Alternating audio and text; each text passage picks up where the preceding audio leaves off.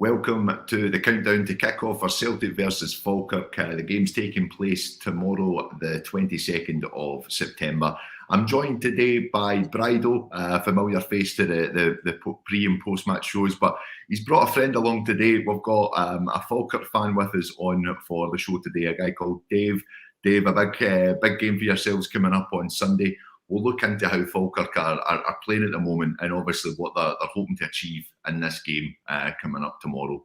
Brydo, before we go into the game tomorrow, your thoughts on Wednesday? Did you enjoy everything about that? Absolutely buzzing for it.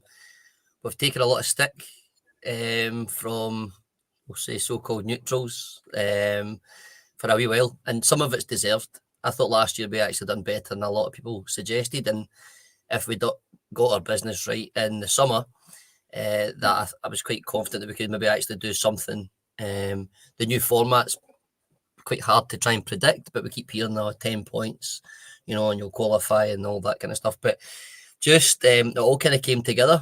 We've played teams like, Slovan Bratislava before. We have won them, but not as convincingly as that. I don't think we've ever really done that, if I'm being honest. I think we've done it in the odd kind of qualifier or playoff type thing, but I mean, 5-1 flattered them really, and the atmosphere and even just how it's been perceived across the rest of the UK and stuff like that. What that's meant for Celtic's reputation. Hopefully, we kick on from it. We've got 2 far harder games coming up, but it's a really, really good starting point, and I think that it's a night that we should all be kind of proud of, but also in equal measure excited about, because I think there's more to come. Engels and that have just starting to fit in. Kuhn's almost like a new player really for the rest of us as well. He's been so good this year, and that pace up front, and he does no slouch either, by the way, and he brings something different. So we've got options on the bench, and I just think going forward as a club and a team in that competition and domestically, of course, it should be a time for real excitement. Yeah, I think a real excitement, a really strong start to the season for us. Obviously, unbeaten domestically, unbeaten in the League Cup as we go into this game, and now an unbeaten start in Europe for us as well. Not the only team to have an unbeaten run so far in the league this season and in the Cup. The other team is Falkirk. Dave, thank you again for coming on the show to join us. Just what do you make of the start for Falkirk so far this season? No worries, mate. Cheers. Thanks for having me. Unbelievable, to be honest with you, coming up from League One and winning 5 out of 5 games and winning pretty convincingly as well. Last weekend, 2-0 against Adrionians. It was watched the game. It's probably going on 10-0. So we seem to be just kind of going from strength to strength, and a few injury problems as well just now. But we're still getting the results, and that's the main thing. That's the kind of the former champions, to be fair. And with Falkirk, we always say expect the unexpected, and that brings us on to tomorrow, isn't it? It's a tough game for Falkirk.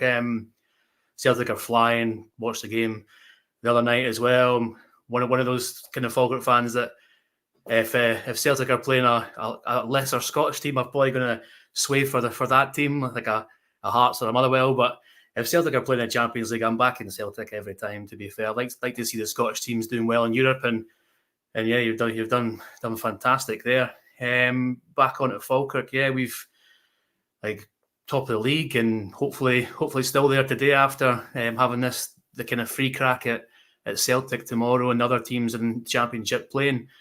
Yeah. And just hope that from a Falkirk point of view that Celtic kind of take us lightly.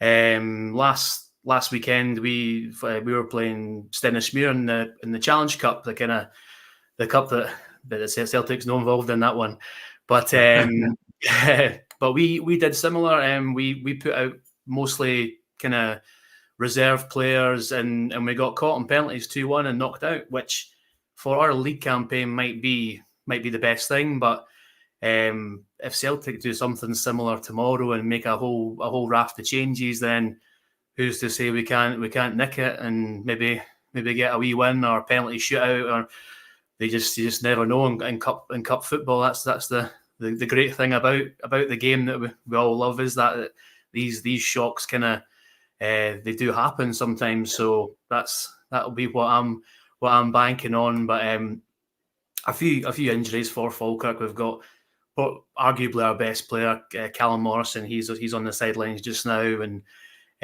Tom Lang, Cole Donaldson, I think, is doubtful as well.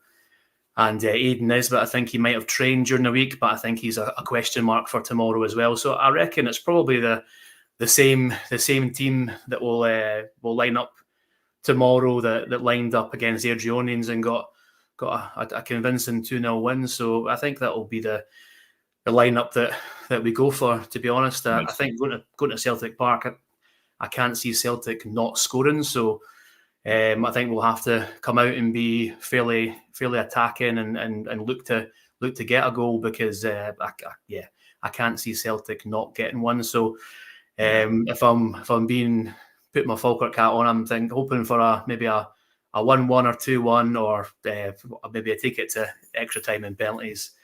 Yeah, but I think it'll be an interesting one to see how you guys do line up tomorrow. And I think obviously for ourselves, I think this will show where we want to be in terms of we putting all our eggs into one basket for a European campaign, and bringing out a lot of the youth players tomorrow. I think the questions will be answered obviously when that lineup comes out tomorrow. But I think a few of the Celtic fans are looking to see some of their new players come in and see what they're capable of as well.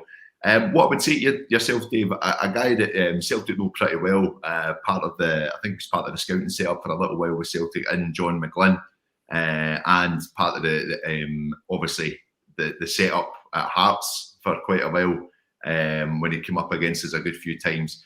John McGlynn's a face that everyone knows in Scottish football, and he's got a real hunger, a real passion, a real determination, especially when it comes to playing Celtic and Rangers. What do you make of the impact of John McGlynn and what he's brought to Falkirk over the last couple of seasons? Oh, it's been phenomenal. Just to have that consistency back at Falkirk. I think for a number of years we went through this kind of horrible cycle of having a manager and then not doing as expected and getting rid of the manager near the end of the campaign, and maybe not bringing in the new manager in very quickly. So we got stuck in this cycle where we would basically have a full new team, because in League One you've not got many contracts being offered longer than 12 months. So for a number of years it was completely new setup, new players, new management, and John McGlynn just completely changed that with the backing him, and he's done so well for Falkirk. He's picked out, he's brought on players that struggled under other managers, and he's picked and chosen a couple good additions there, and he's going from strength to strength. And 43 league games unbeaten doesn't come without it's not a coincidence.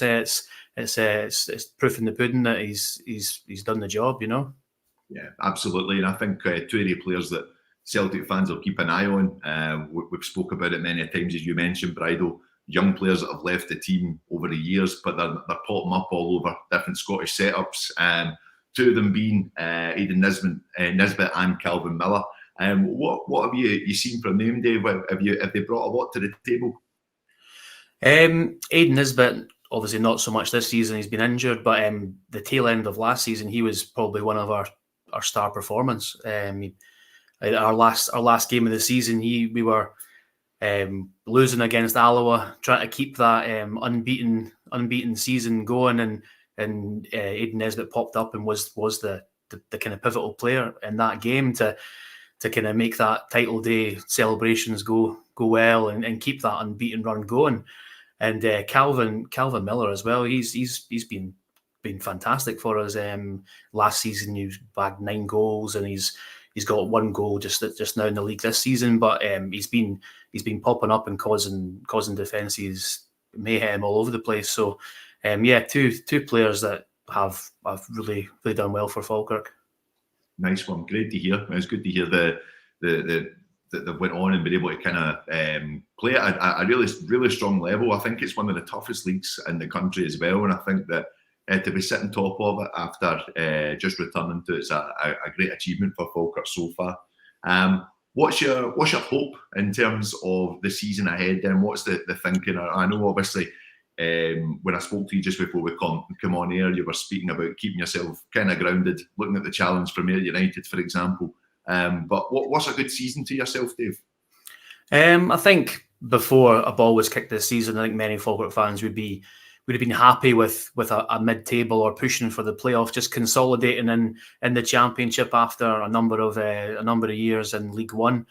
But obviously, you change your target all the time. It's moving, and with a start that we've had, I think we should be looking a bit further up the table, and now just take every game as it comes, and hopefully we can at least make the playoffs.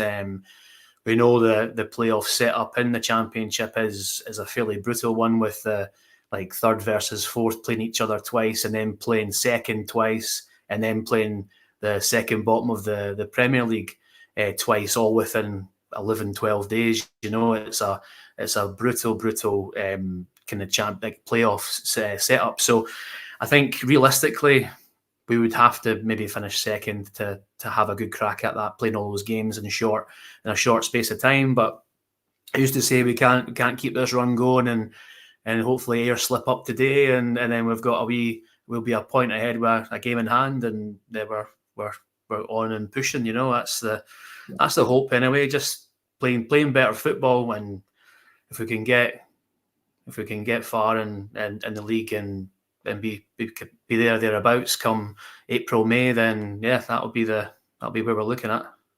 Not a bad place to be at, especially if you slip up today. For tomorrow, how do you think Falkirk will set up? I think it's been a more attacking style of football than McGlynn's installed in the team. Do you see them kind of coming with that same mindset, or do you see a bit of a difference in tomorrow's game? Yeah, I can think they'll set up similar to last weekend. It's a free hit for Falkirk. You know, it's we've got no expectations on us. Tomorrow, it's just let the kind of players go out there and express themselves and see what happens. You know, I think they will play a fairly kind of free flowing, or try and play a free flowing kind of style of play, even against Celtic. But it's what we've been used to under McGlynn. You know, playing good football, and we'll just hopefully can take our chances, you know, and that's what I'm hoping for tomorrow. And I was doing my research here before coming on, knowing it's a Celtic podcast, and I do like a stat or two. So I have noticed a wee trend with Celtic after getting a big European result. So I was looking back at just the last couple of seasons, when you would say probably the draw against Atletico Madrid last season was arguably one of your biggest results in Europe, and the next game you drew with Hibs. So and then obviously Feyenoord, when beating Feyenoord, and you lost to Hearts the next game. So yeah. I'm looking in the stats and hoping that there's this correlation between a big European performance during the week, and then the players maybe not getting themselves quite as up for it at the weekend, and maybe having a wee off day. That's kind of what I'm looking for. And the last time Falkirk won last time Falkirk beat Celtic was back in 2006, and when we were in the kind of heyday of Falkirk in the Premier League. And Anthony Stokes was firing the goals for us before he left the pastures new, and there was one player in that squad the last time we beat Celtic. It was a fresh-faced 21-year-old Kasper Schmeichel. So maybe there's a link there as well. I hope it's not a bad omen for us. No chance. Listen, yeah, we speak about Kasper Schmeichel. What's your thoughts on him and his career, and yeah, what he's ended up at Celtic now? But what's your thoughts on Kasper Schmeichel as a goalkeeper, Dave? Oh, brilliant! He was fantastic for us on loan from Man City back in the day, and then he's gone from strength to strength. You know, he's 38, I think, is he? He's still playing at a high level. I think he's just the kind of example professional. You know, You've arguably replaced Joe Hart, who was also a kind of example professional, with maybe arguably an upgrade, you know?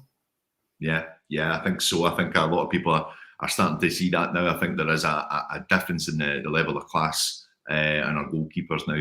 Dave, listen, I would wish you all the best for tomorrow, but I'm going to hold off in saying that. I'll say all the best for the season at hand, and yeah, good luck to Falkirk and getting back up into the top league. It's been a while since we've seen the Bairns in the Premiership. It would be good to have them back.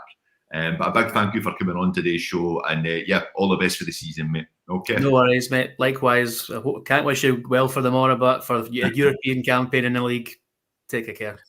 Cheers, yeah, Dave. You too. Cheers, Dave. Cheers. Nice one. Well, big thanks to Dave again there for jumping on. Brydo, I didn't want to have him sitting for the next 15 minutes, us just talking about Celtic and looking at how we're going to set up for tomorrow and having a look ahead for the games coming up this season. But how's the mood for yourself just now in terms of Celtic? What's your highlights so far this season? I think it's extremely positive across the board, to be honest, mate. I think we've all kind of made noises about like the left back, Scales, Taylor, we need upgrades, and I think they've stepped their game up as well, and that's a real positive that perhaps we don't necessarily always talk about. We sign players and we expect them all to come straight in, and the players that were there move to the side to give them a chance. It's not been that way, and rightly so, because the boys that have come in, obviously they'll be training with the first team and all the rest of it, but the players that have got the jerseys just now haven't done a single thing wrong, with the exception of Taylor's missed kick, but it happens in football. I just think it's credit to guys like that. Alongside, I just think Ida being in the squad gives us something completely different to Kyogo. He gets his goal on Wednesday. Engels is just, he looks as if he's been there for 3 seasons, by the way. He's just settled in. I mean, he looks like he's got the lot, really. He's got the legs, I was reading Chris Sutton's comments this morning, and it was, somebody that can deliver the ball into the box. We've not really had somebody that does it as good as that for a wee while, if I'm being honest. And we get our first goal from it on Wednesday. So just really positive, mate, across the board. And I think everybody's doing their bit. And the longer that happens, the better. He does seem like a bit of a dead ball specialist. I was touching on that in the show with Jamie the other night. I think that he's so comfortable with his delivery, and I think that he's going to even become more and more of a threat. What I did see, he had a couple of snapshots at goal, and the power he was getting behind him as well. Like, it's just, that's going to come in time when he gets more settled in his positioning within this system. I think we're going to see a lot more goals and open play come from him too. Good comment here from Trevor Mintz. I'm just bringing this up on the screen just now. He's talking about the B team, and we've seen 2 goals from Cummins during the week against Slovan Bratislava's youth team. On that subject, do you think we're going to see a huge deal of change to the starting 11 for tomorrow's game, Brydo? Yeah, I think if you look at it from like a normal kind of game-to-game changes, yeah, I think we'll probably see Trusty and is it Bhoys?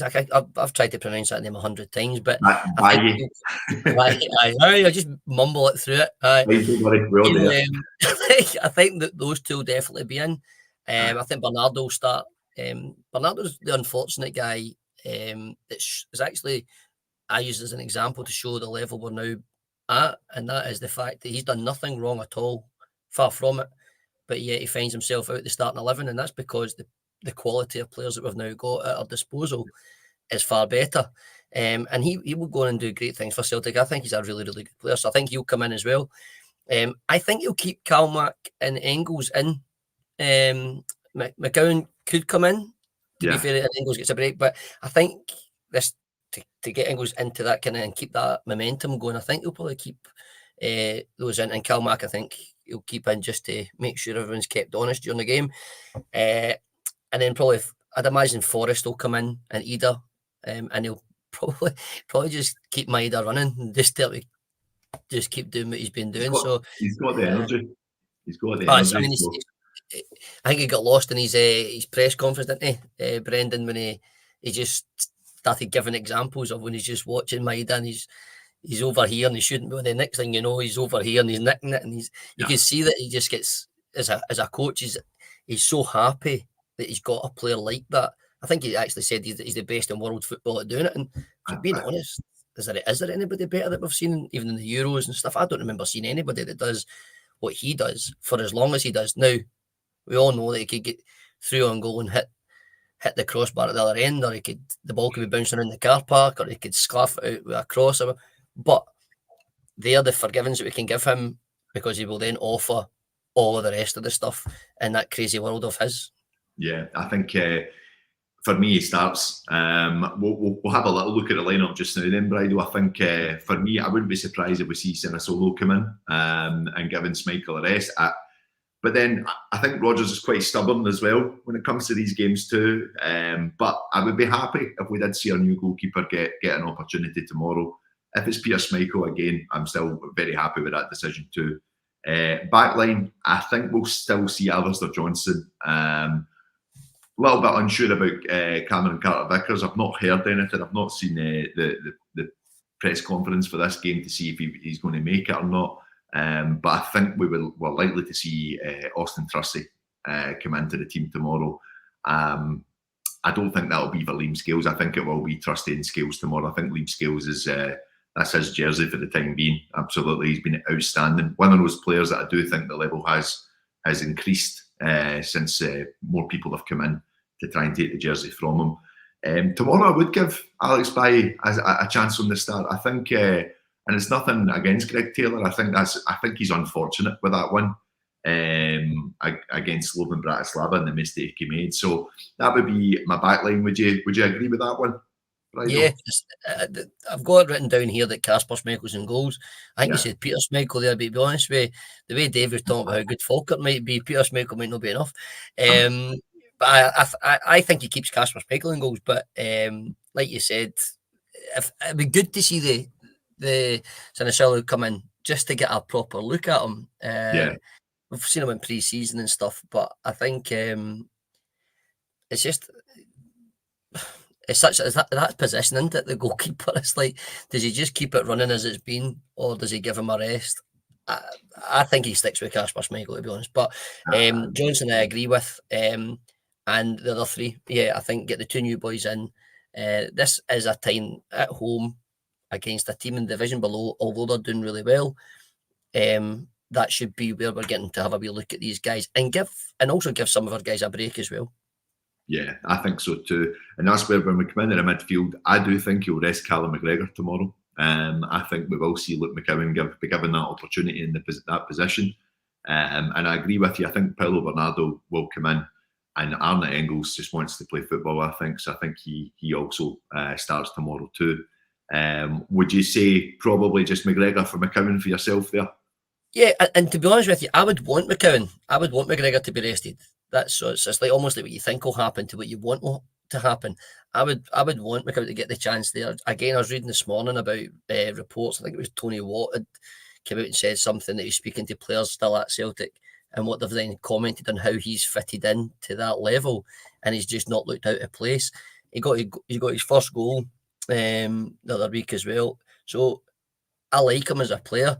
I'm going to be honest, I have to put my hands up, because when we signed him, we were looking at the player at £8 million at Bhoys or something from in America, and we're looking at buying him for $8 million and $9 million, and then all of a sudden we get Luke McGowan for a lot less, and I'm thinking, is that a downgrade? And have we not pushed out? Have we downgraded our kind of appeal? And then it's like, do you know what?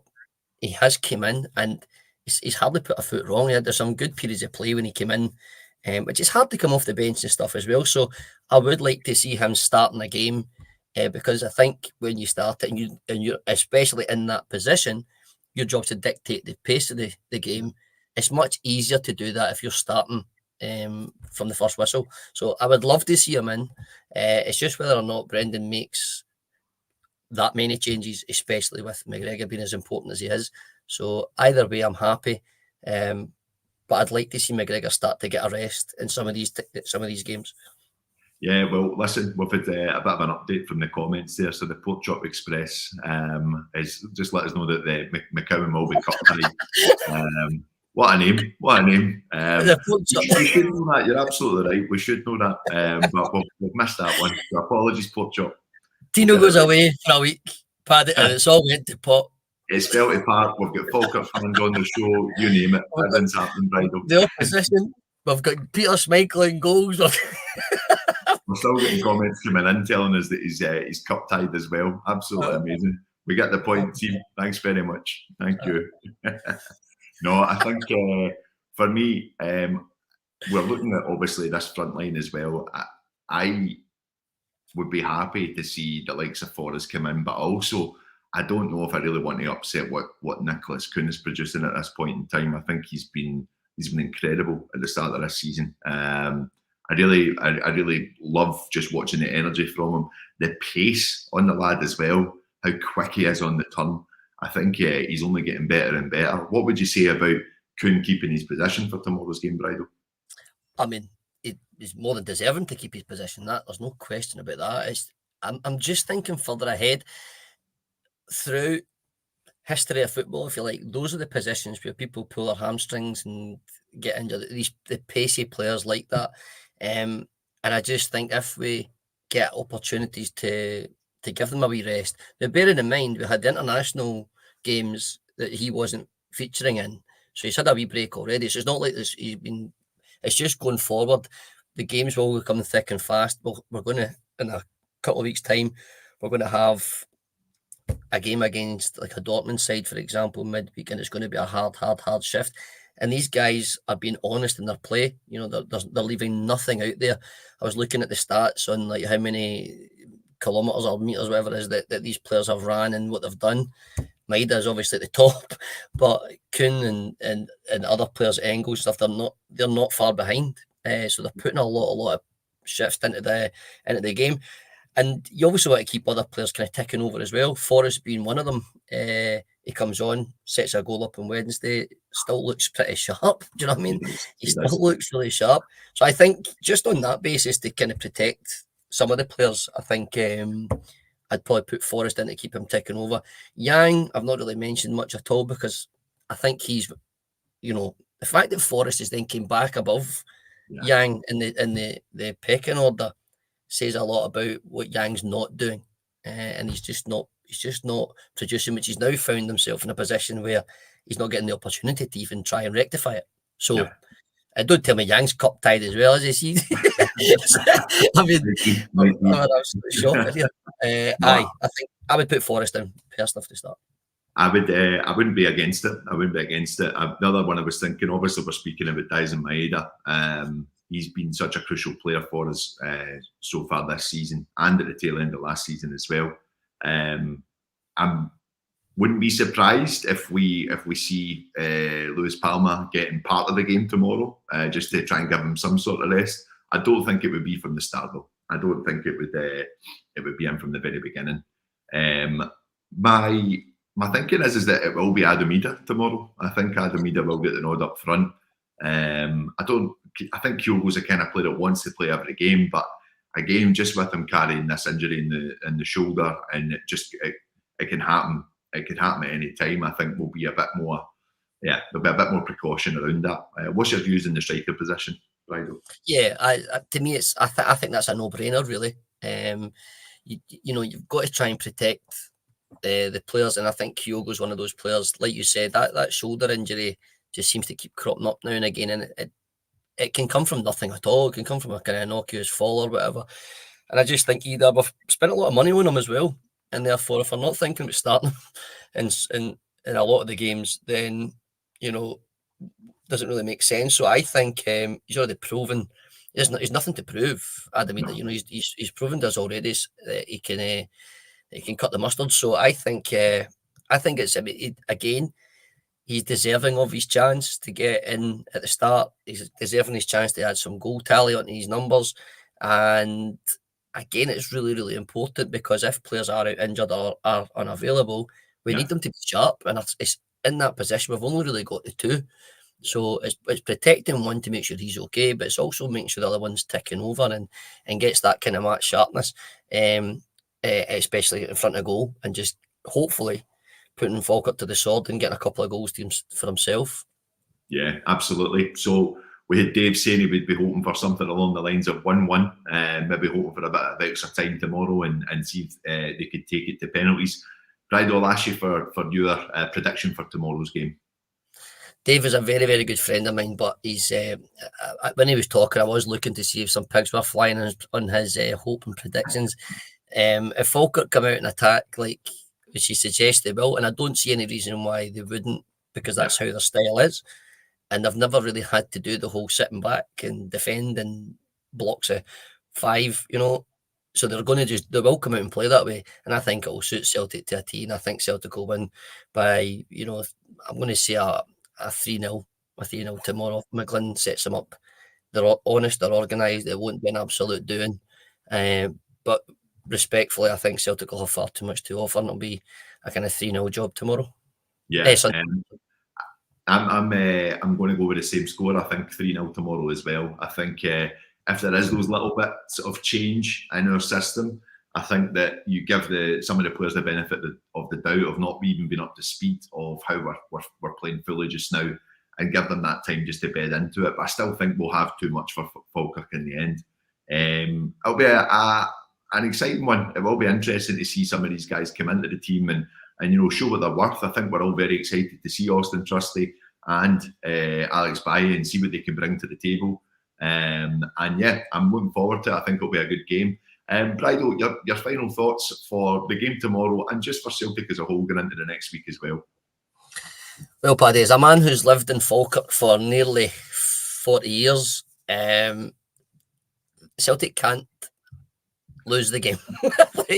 They can't lose the game. I know far too many people who I wouldn't be able to go to work. I wouldn't be able to leave the house. My wee daughter wouldn't be able to go to nursery. It can't happen. So if Brendan Rodgers is taking half an hour out of his time to watch this, then he needs to understand. He needs to put them at the sword early doors. I can relax and enjoy the game.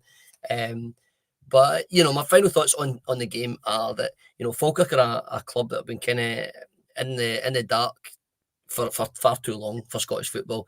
They're a proper club. Their fan base is one of the largest in the country. They deserve success, but just not success in this tournament on Sunday. And I just think that Celtic I hope to see some of the fresh faces, new faces. I hope that they take to the part the same as the other new guys have come in and had the same impact. And I just think we then go away talking about how good our squad is after the game on Sunday. Next round, looking at the squad saying, you know what, he was phenomenal, and they're not even getting a game on most parts. So, get through it injury-free as well, and then we've got some big games coming up after that as well. So, final thoughts are just more of the same, and if the new guys can do that, then even better. Yeah, I think as fans, we're really enjoying what's on display at the moment, and I think we'll want to just kind of keep that ticking over. Everyone is getting up to speed pretty quickly, and I think you include the guys on the bench within that. They seem to be coming in seamlessly, and it's just been a joy to watch this season so far. Guys, a big thank you for joining us and watching the show today. We'll have this out on audio not too long after as well. And we will have the final whistle show tomorrow as well. I need confirmation on who's doing that one because I'll be working, so I'll need to find out when Tino's coming back from Turkey, but hopefully he's coming back and he's not had to do anything to his hair or his teeth as well. But I'm sure he'll enjoy that one at the end of it. But no, guys, a big thank you for tuning in with me for the past couple of shows as well, and I'll be seeing you all back again on the weekly show on Monday. But until then, Brydo, thanks again. Enjoy your weekend. Viewers and listeners, enjoy your weekend as well. Take care.